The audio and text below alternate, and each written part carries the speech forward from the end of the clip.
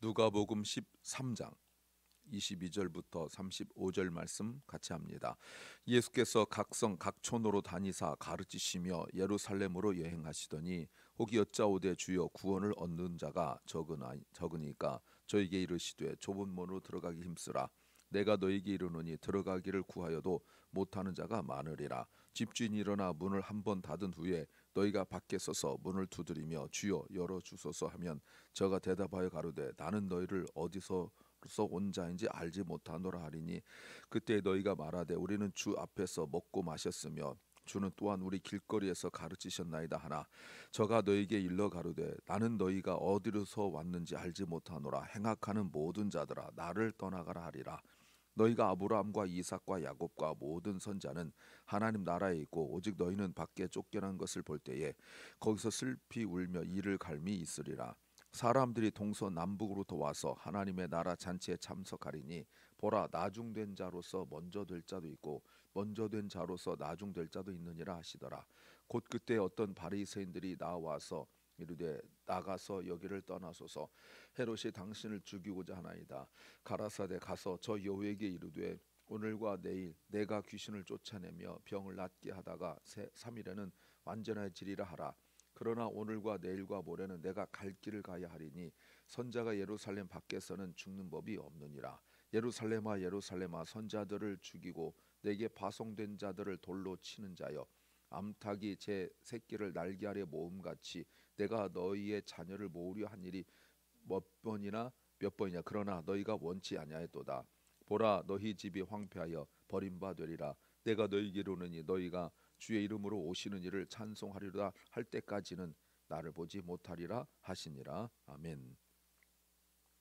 오늘 본문부터 이제 새로운 내용이 또 시작됩니다.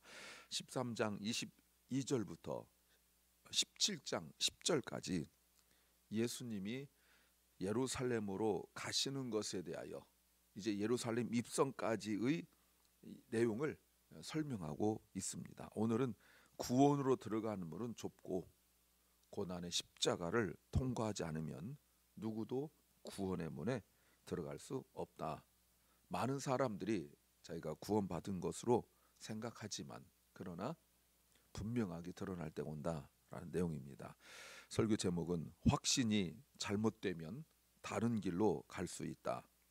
확신이 잘못되면 다른 길로 갈 수 있다는 제목입니다. When conviction is misplaced, we may take a different path. 우리가 잘못된 확신을 가지고 있는데 잘 모르는 경우가 많습니다. 특별히 영적으로 신앙적으로 분명히 잘못됐는데 잘못된 확신인데 자기가 옳은 줄 알고 착각하는 경우가 있습니다. 그러면 어떤 일이 벌어질까요? 가야 할 길이 아니라 다른 길로 가게 된다는 것입니다. 어떤 걸까요? 첫째는 많은 사람들이 기준이 아니다 이런 겁니다. Many people are not the standard.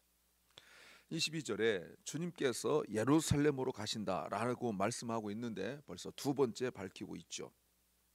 근데 여러분 보세요.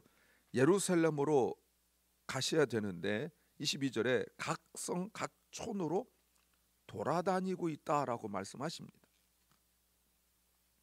물론 곧장 가는 것처럼 말을 하고 있지만 사실은 그렇지 않죠. 여러 마을들을 들르고 계시는 것처럼 또한 말씀하고 있어요. 누가 보면 예루살렘으로 가기 싫어하는 듯한, 왜? 가면은 분명히 고난이 있고 십자가가 있으니까. 그런데 주님께서 가시는 동안 뭐 한지 보세요.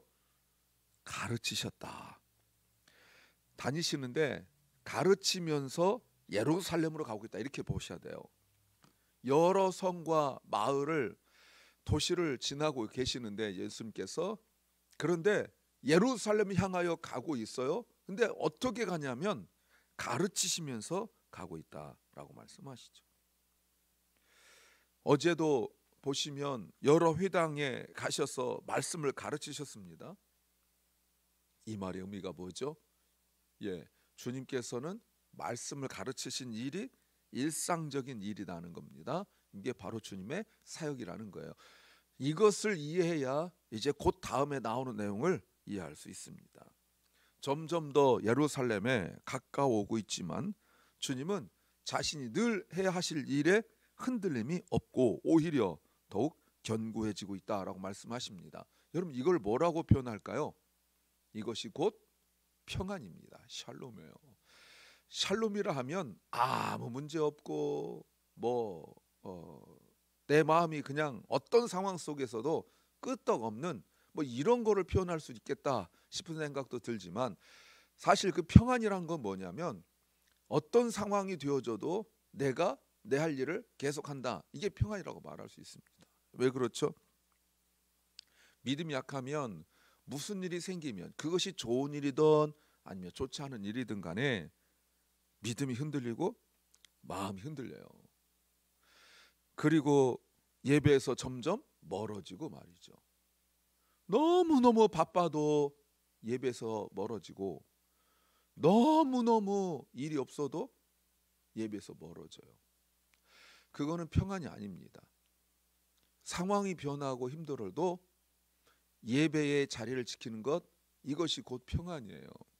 근데 우리는 자꾸 문제 없음만 생각하다 보니까 진정한 평안을 누리지 못하고 있죠. 보세요. 23절에 어떤 사람들이 말하기를 주여 구원을 얻는 자가 적으니까? 라고 묻습니다. 겨우 조금만 구원을 얻습니까? 라고 물어요.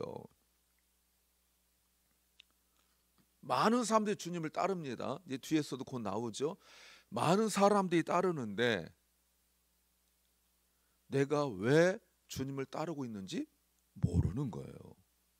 그냥 따라갈 뿐이에요. 목적의식이 없어요. 그러면 어떤 일이 벌어질까요? 눈에 보이는 것에 집착해요. 주님께서 말씀하시기를 좁은 문으로 들어가라. 내가 너에게 말하는데 좁은 문으로 들어가라. 근데 사람들이 좁은 문으로 가지 않는단 말이에요. 무엇을 보고 따라갑니까? 네, 사람들이에요. 사람의 염려는 무엇이죠? 사람이에요.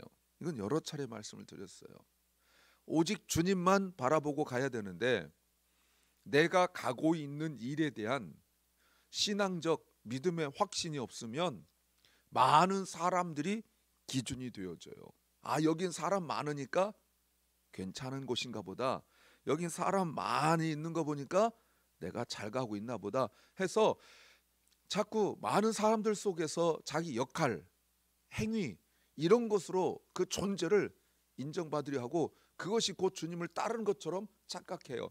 여러 행사에 참여하여 주도적으로 하면서 마치 그것이 나의 존재의 가치를 증명하는 것처럼 하려고 해요.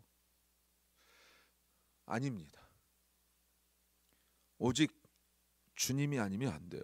많은 사람을 기준이 된다면 그것은 사업, 장사, 비즈니스라고 말할 수 있어요. 그럼 비즈니스 하는데 많은 사람이 있어야 되잖아요. 그렇듯이 신앙의 길을 가는데 주님께서 가시는 그 좁은 문이 아니라 자꾸 많은 사람들을 기준으로 삼게 되어지니까 엉뚱한 길로 가게 되어져요. 구원을 받는데 주님께서 좁은 문으로 들어가야 된다고 말씀하십니다. 그나마 들어가려 해도 들어갈 수 없다라고 말합니다. 들어가지 못한 사람들이 많다라고 말씀하세요. 더군다나 25절 집주인이 문을 닫아버려요.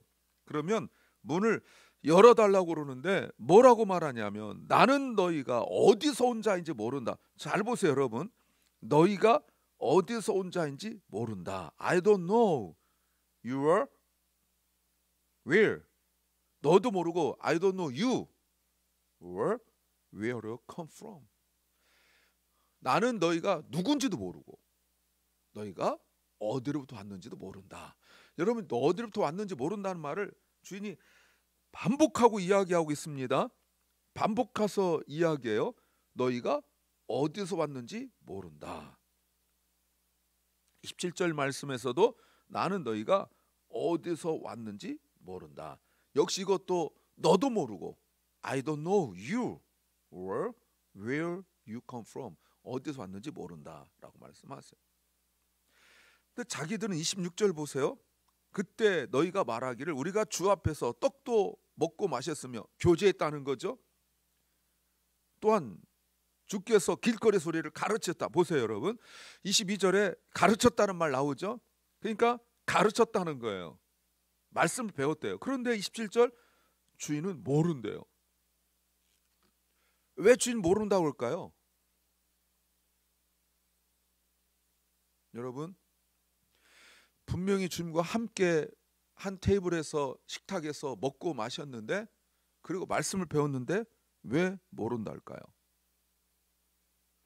지금 주님께서 22절에서 예루살렘으로 가고 계시는 그 길에 의미를 모르는 거예요. 그들이 기대한 것은 넓은 문이에요. 그러나 주님이 가신 길은 좁은 길이고 좁은 문이에요. 마태복음 7장 14절에 믿음의 길은 좁고 험한 길이라고 말씀하고 있어요. 그런데 많은 사람이 기준이 되면 절대로 좁은 길, 험한 길 못 갑니다. 불안해요. 두 번째는 내가 잘 가고 있다고 착각하지 않아야 한다는 겁니다. I must not be mistaken that I am going the right way. 지금 사람들이 가고 있는 길이 어디냐면 하나님 나라의 잔치예요. 29절 많은 사람들이 동서남북으로부터 와서 하나님 나라 잔치에 참석하려고 해요. 들어가려고 해요. 근데 그들은 많은 사람들과 함께 넓은 길로 편하게 왔어요. 그런데 늦어요. 이게 신앙의 신비함이에요. 보통 우리가 길을 갈 때 넓은 길, 또 좋은 길로 가야 빨리 갑니다.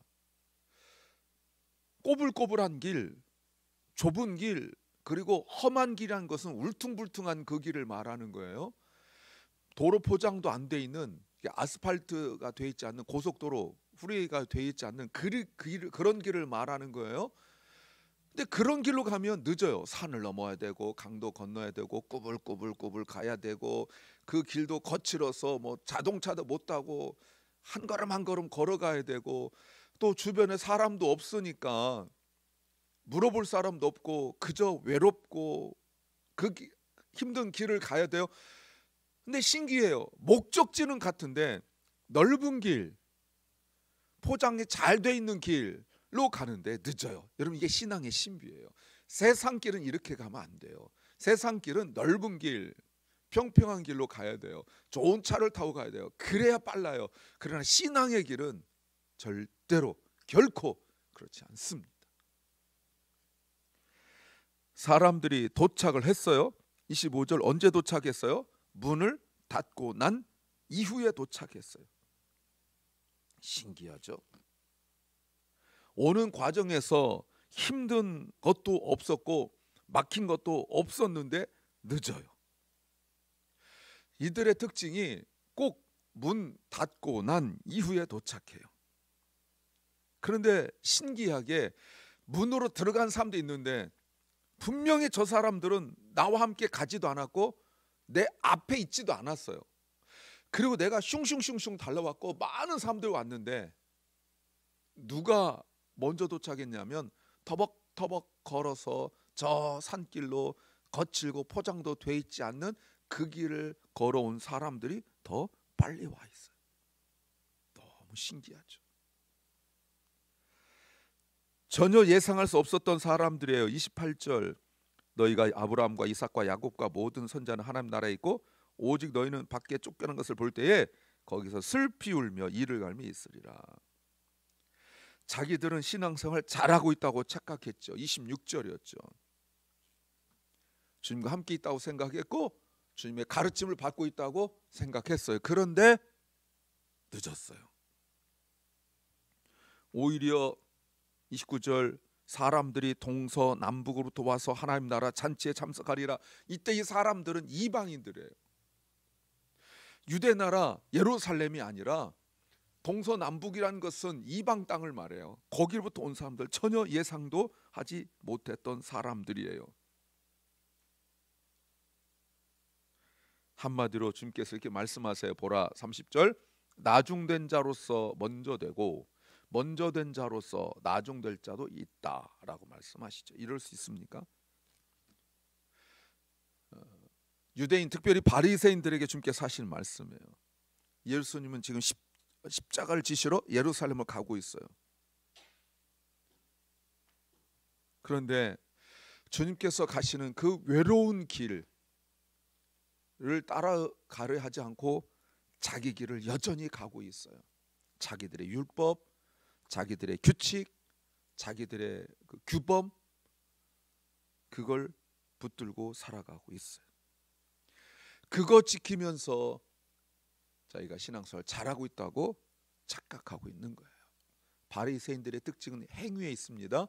아까 말씀드린 것처럼 사람 많은 걸로 본다면 자꾸 행위로, 오늘날로 적용해 보면 어떤 봉사로, 이런 걸로 뭔가 주일날이든 평일이든 뭔가 어마어마하게 하고 막 땀 삘삘 흘려가면서 뭔가 하게 되어지면 그게 자기 스스로 신앙생활 잘하고 있다고 착각해요. 자기 속에 주님이 있는지도 없는지도 모르면서 말이죠. 세 번째는 그래도 가야 할 길을 가야 한다는 겁니다. Still, I must go the way I ought to go. 그런데 31절, 그때에 어떤 사람들이 와서 말하기를 여기를 떠나세요. 헤롯이 당신을 죽이려고 합니다. 두 가지 의미가 있어요. 하나는 이렇게 주님의 길, 십자가의 길, 예루살렘 향해 난 길을 갈 때 죽이려는 사람이 있습니다. 세상에서 가장 높은 사람이죠. 그런데 두 번째, 이것이 사실인지 아닌지 정확히 몰라요. 왜요? 다른 사람들이 아닌 바리새인들이 와서 하는 말이기 때문에 그래요. 여길 떠나라, 이거 예루살렘 가란 말이 아니라 뒤로 돌아가란 말이에요. 다른 길로 가란 말이에요.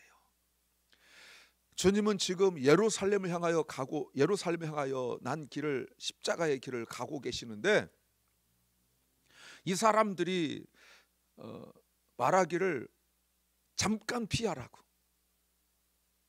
다른 길로 가라고 이야기해요. 주님께서 욕합니다. 32절, 저 여우.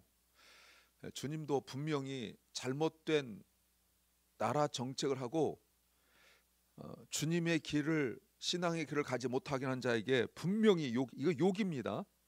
Fox, 욕이에요. 분명히 세상 권력이지만 잘못하고 있으면, 하나님 뜻에 어긋나고 있으면 욕을 하셨어요. 가서 이르라 하면서 오늘 내일 내가 귀신을 쫓아내며 병을 낫게 하다가 세상 제3일은 완전해지리라. 그러나 33절, 오늘과 내일과 모레는 내가 갈 길을 가야 하리니 선자가 예루살렘 밖에서는 죽는 법이 없다. 자, 주님께서 하신 말씀이 뭐예요? 나는 가야 할 길을 가야 한다. I must keep going today and tomorrow and the next day. 주님께서는 가야 할 길을 가신대요. 그러면서 이 가야 할 길은 십자가의 길이에요. 그래도 그 길을 가야 돼요. 누가 가로막으려 하더라도 갈 길을 가야 돼요. 그런데 그냥 가는 것이 아니라 두 가지를 하신대요. 두 가지가 뭐예요? 두 가지. 귀신을 쫓아내고 그리고 말씀을 가르치는 것. 귀신을 쫓아내고 병을 낫게 하는 것. 이 두 가지를 계속 하시겠다고 말씀하세요. 중간에 죽지 않으신대. 어제도 기도 부탁을 드렸지만 저를 위해서 기도해 주세요. 귀신 쫓아내고 병든 사람 고치고 말씀을 가르치는, 복음을 전하는 이 일을 계속할 수 있도록 말이죠. 주님께서 34절 35절에 안타까워하면서 예루살렘아 예루살렘아 선지자들 죽이고 내게 파송된 자들 돌로 치는 자여, 암탉이 제 새끼를 날개 아래 모음같이 내가 너희의 자녀를 모으려 한 일이 벌써 몇 번이냐? 그러나 너희가 원하지 않았다. 그러나 너희 집이 황폐하여 버린 바 되리라. 내가 너희에게 이르노니 너희가 주의 이름으로 오시는 이를 찬송하리로다 할 때까지 나를 보지 못하리라. 주님은 자신이 당할 그 고난과 고통보다 그 영혼들에 대한 안타까움을 가지고 있어요. 사랑하는 여러분, 우리가 믿음의 길을 가야 돼요. 내가 생각할 때 옳은 길이 아니라 주님의 길을 가야 돼요. 그 길은 외롭고 힘들고 눈물이 없으면 갈 수 없는 길이에요. 늘 말씀드리지만 다시 한번 부탁드려요. 사람이 기준이 되지 않아야 합니다. 사람이 기준이 되지 않고 주님이 기준이 되어야 합니다. 기도합니다. 주님, 구원의 길에는 어려움이 있고 좁은 길이지만 그 길을 가야 한다고 말씀하십니다. 사랑하는 박원식 집사님, 주께서 많이 치유하여 주시니 감사합니다. 주여, 온전히 치유하여 주시옵소서. 사랑 결란과 사랑 우리 자녀들이 주님이 주시는 그 위로와 평안을 누리며 가야 할 길을 바르게 주님의 길을 가게 하옵소서. 예배 자리 있게 하옵소서. 오늘도 병중에 몸과 마음이 아파 지친 심령들에게 주님이 치유의 은혜를 베풀어 주옵소서. 예수 그리스도 이름으로 저들을 치유하여 주옵소서. 오늘 주님 말씀처럼 귀신과 사탄의 역사라면 이 시간에 그 모든 악한 것들이 묶임을 받고 쫓아내며 쫓겨나며 온전히 해결되어지고 치유되는 은혜를 베풀어 주시옵소서. 오늘 하루를 우리에게 주신 주님 감사합니다. 주님의 길 가는 이 과정에서 기쁨과 찬양으로 주의 길을 가게 하옵소서.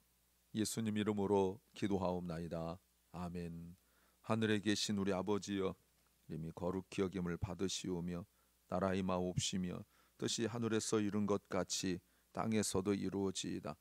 오늘날 우리에게 일용할 양식을 주옵시고 우리가 우리에게 죄 지은 자를 사하여 준 것 같이 우리 죄를 사하여 주옵시고 우리를 시험에 들게 하지 마옵시고 다만 악에서 구하옵소서. 대개 나라와 권세와 영광이 아버지께 영원히 싸움나이다. 아멘.